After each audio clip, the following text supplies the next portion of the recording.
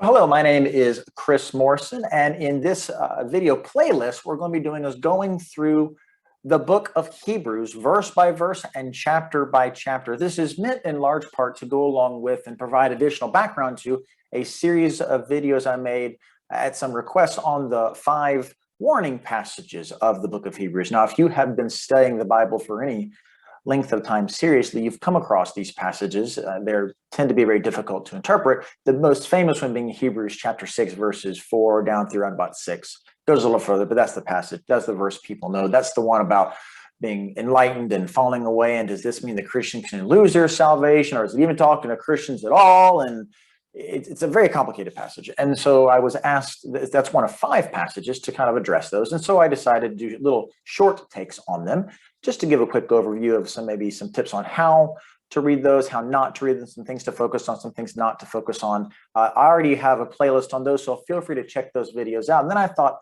in addition to the playlist, why don't the short passages, why don't we do a proper study of the entire book? So that's what this is here. We're going to just work our way through the book. And so keep an eye on the playlist as we add to it. You will see those videos being added, and there's other stuff that goes on this channel as well. Some of it's more philosophical or apologetic. Some of it is very much focused on pastoral theology, kind of what is the kind of the so what, or how should our Christian life kind of affect our faith? How should our Christian faith kind of affect our life? The how now shall we live question. All that's on the channel as well. But here in this playlist, like I said, going through the book of Hebrews, kind of one kind of verse at a time, and really getting deeply into it. Now, so diving right in. Normally, when you start a study of a book of the Bible, the right thing to do is to kind of do some background information. Who wrote it? When was it written? To whom was it written? I'm giving you some super quick points on those. But one thing I want to do is I make a plug here for, if you don't already have one, get a New Testament introduction. I've got some examples pulled up right here that I own. The nice thing about ebooks, here's some Kindle books I own. This is called an Introduction to the New Testament by Carson and Moo. And if you were to go, for example, down here and scroll down to, you can see the book of Hebrews and click here. And of course, you can get this in a physical copy as well. Then it talks about the contents of the book. If you go on further, and you see there's a lot of stuff in terms of what all's in there. Who the author was, and this is a big conversation. We'll see just a minute who the author was. It's going to talk about, providence, where was it written, to whom was it written, when was it written. All this information is helpful. This introduction can be pretty technical, and so one that's a little less technical but really, really good is this one right here, the New Testament, its background and message by Thomas D. Lee, and then edited by David Adam Black. I had this one in my Bible college experience, and this was the first New Testament introduction I ever read. And it's, again, a little less technical, and I found it really enjoyable, rather easy to read. Just kind of as an example, if we were to go through here and go over into the book of Hebrews, there's Galatians, there's Ephesians, there's the pastoral epistles, and here we are, the epistle to the Hebrews. And here I don't have to click it, you can just see it talks about this content, what's in the book. Here's again, everybody's concerned about that particular passage, right? Hebrews 6, 4 through 12. There's an outline. So again, it's going to deal with those same sorts of material, including date and authorship and things like that. So what I want to do at this point is just kind of, we'll leave it off to the side, let you get a few things, a few thoughts that I do want to share. We don't know who wrote this book. Traditionally, it's been held to be Paul. If you had to pin me against a wall and I had to throw a guess, that would be my guess. It's not written in some of his style in some ways, but hey, he also was writing.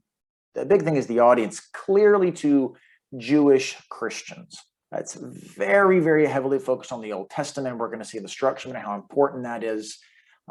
It's very, very focused on seeing Christ in light of the Old Covenant and what it is that he did. If it wasn't written by Paul, it would have been written by probably one of his close associates or somebody who knew him and was familiar with his theology. The end of the book talks about Timothy being released from prison. And so probably much later in Timothy's life.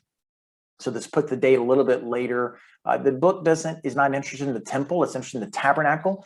And so it's very possible that this was written after the destruction of the temple.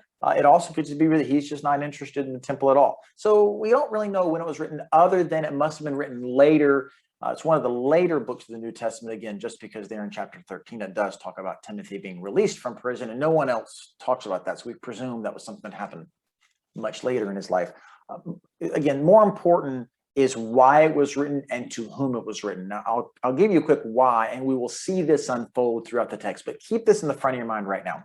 Apparently, what was going on is that there were Christians, Jewish Christians, who had come to faith in Christ, and after some time were largely, probably because of the persecution of Nero, were going back to their Judaism. They were giving up their faith in Christ, going back and saying, "No, I'm not a Christian anymore. I'm a Jew," and therefore they're going back to the law. And as a result of watching people fall away, the author of Hebrews, who I'll just call Paul from here on out, whether it's Paul or not, just for simplicity, Paul is writing and saying, "Look, this is why you can't do that."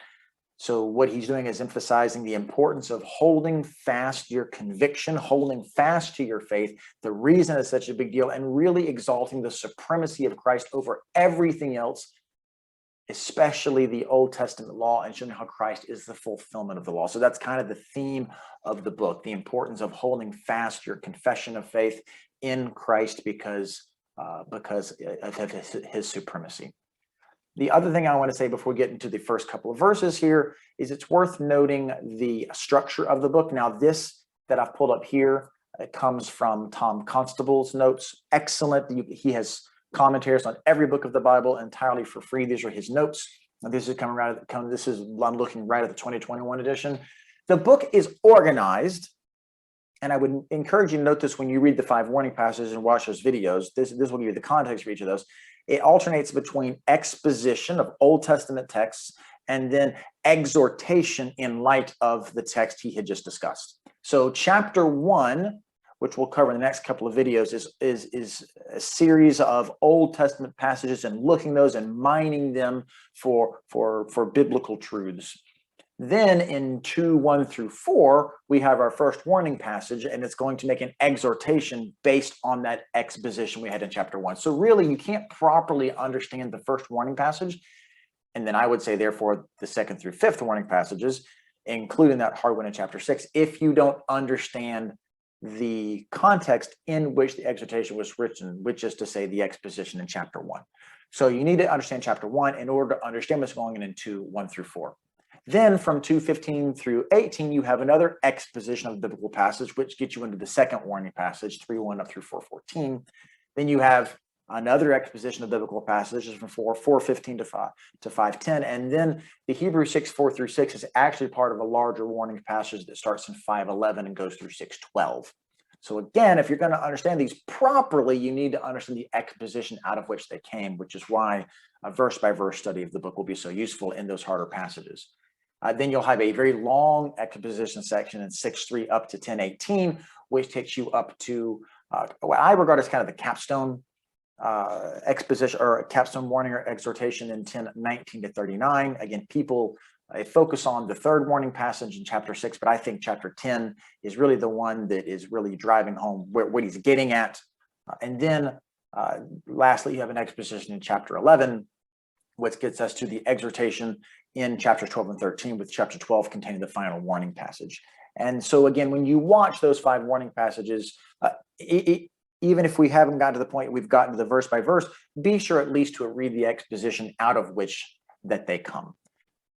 All right, with that, let's take a quick break. I originally done one long video, but I kind of decided a bit long, so let's stop it there, just cover the introductory material. We'll come back in the next video, and we'll actually do the text itself of chapter 1 down through 4. All right, so God bless, and we'll see you in the next video. Thanks so much.